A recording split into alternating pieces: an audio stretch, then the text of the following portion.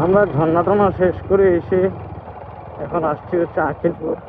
আখিলপুর রোডে ঢুকে আখিলপুর চলে আসছি অলরেডি। রোড সবগুলোই সেম। কোন দিকে যাইতাম?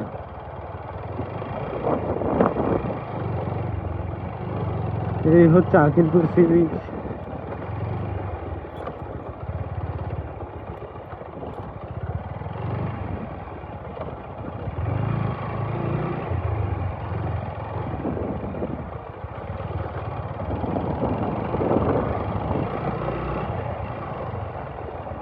এখানেই দাঁড়াই নাকি? ও, সুন্দর, পানি কম আর কি। শালার যে জায়গায় যাই সব